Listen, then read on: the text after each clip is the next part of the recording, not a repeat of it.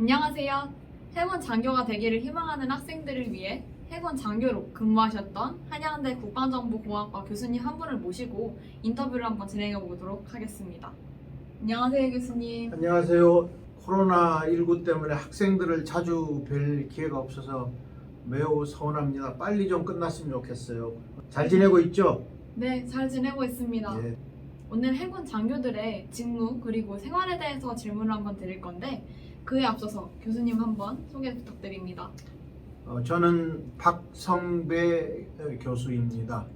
담당하고 있는 과목은 1학년 해전사, 2학년 항해학개론, 해양전략을 하고 있고 해군사관학교를 졸업했고 1984년에 임관해서 2018년 말에 소장으로 전역을 했습니다. 약 35년간 해군에서 근무를 했습니다. 정말 오랫동안 근무하셨네요.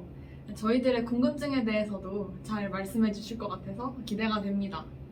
이제 본격적으로 설문을 통해서 모아본 질문들을 한번 해보겠습니다. 교수님은 왜 군인이라는 직업을 선택하셨나요? 그것도 해군을요. 오래된 일이지만 제 어릴 적 꿈이었기에 지금도 잘 기억을 하고 있습니다.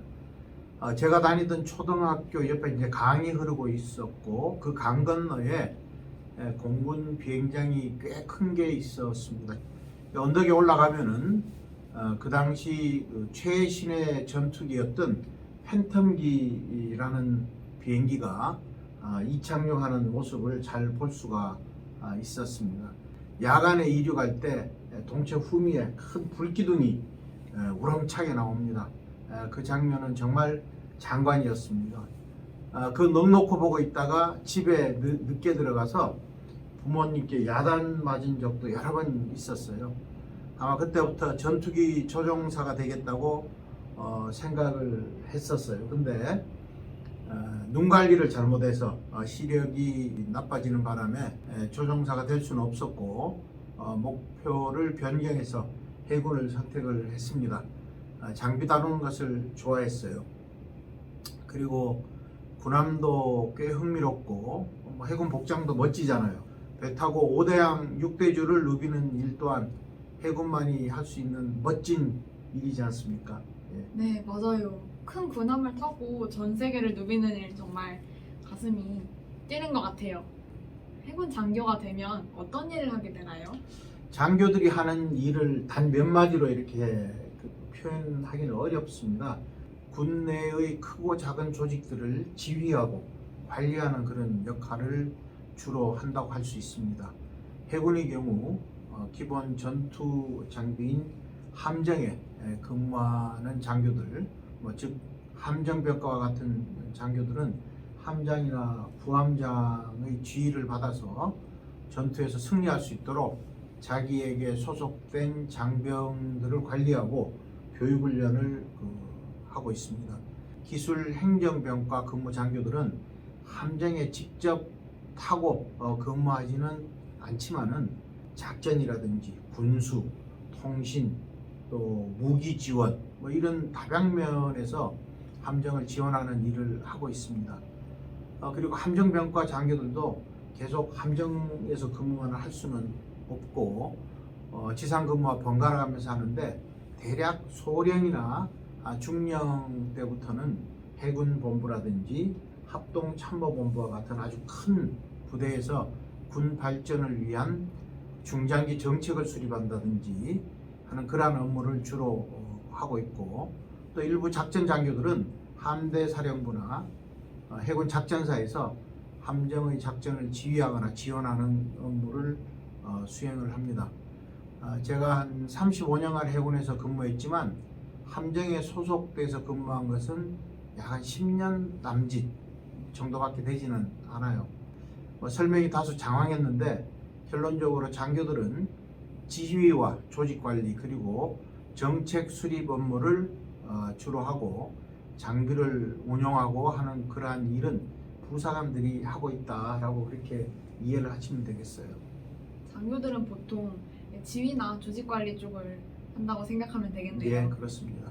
교수님께서는 해군 장교로 오랫동안 근무하셨다고 하셨는데 그러면 근무 기간 동안 보람된 일이 있었나요? 예, 뭐 보람된 일이 아주 많았죠. 해군 생활 중에 뭐 가장 보람되었던 일 두 가지만 제가 소개를 해드릴게요. 경북함이라는 1,500톤급의 그 호위함의 무기를 관리하고 운영하는 포술장이라는 직책으로 근무를 하고 있을 때입니다. 그때가 1992년인데 이때 림팩 엑서사이즈라는 즉 환태평양 훈련에 참가를 했어요. 우리나라뿐만이 아니고 미국, 영국, 일본, 호주, 뉴질랜드, 남미 국가들 한 10여 개국 이상이 참가하는 매우 큰 훈련입니다. 이 훈련에서 우리 부사원들이 잘 준비해서 세계 각국 함정들과 사격 경쟁에서 최고의 성적을 올렸고 미국 현지뿐만이 아니라 우리나라 언론에도 이 소식이 보도가 됐었죠. 그때가 가장 보람 되었던 것 같습니다. 그리고 한 가지 더 소개한다면은 2008년에 독도 함장을 제가 했어요. 그때 대통령님을 모시고 국민 2천여 분을 독도 함상에 모셨습니다. 전 세계 주요 함정을 사열하는 국제 관함식을 했는데 이때 대한민국의 그 높아진 위상을 국민들께 직접 보여드리는 기회였죠. 승조원들하고 고생을 많이 했습니다. 근데 굉장히 보람된 일이었죠. 세계적으로도 정말 큰 일을 하셨네요. 그러면 함정 근무도 많이 하셨을 텐데 힘든 점이 있으셨나요? 우선 그 지상 생활에 비해서 공간적으로 좁은 데다가 여러 사람이 함께 생활해야 하기 때문에 불편한 점은 분명히 있습니다. 그러나 생활에 필요한 모든 편의 설비를 다 갖추고 있고 매점이라든지 노래방, 위성 TV, 위성 전화 이런 것도 다 갖추고 있습니다. 그래서 해외 임무할 때는 그 승조원들이 위성 전화를 쓸 수 있도록 개방을 하고 있고 우리 국내 임무 중에도 필요한 경우에는 승인을 받고 위성 전화를 승조원들이 쓸 수가 있습니다. 다만 이제 멀미에 약한 사람들은 여기에 이제 적응하는데 시간이 좀 필요합니다. 제가 독도함장일 때 출항한 그날 날씨가 아주 좋았습니다. 그래서 배가 전혀 흔들리질 않았어요. 근데 제가 의무실 앞을 이렇게 지나가는데 엊그제 갓 전입한 수병들 10여 명이 앉아 있더라고요. 그래서 어디가 아프냐라고 물었더니만은 멀미 때문에 멀미약 받으러 왔습니다 라고 그렇게 이야기하더라고요. 제가 속으로 이제 웃고 말았죠. 근데 이제 그 수병들이 1년 후에는 독도함 최고의 수병들이 되어 있었습니다. 우선 급여 체계는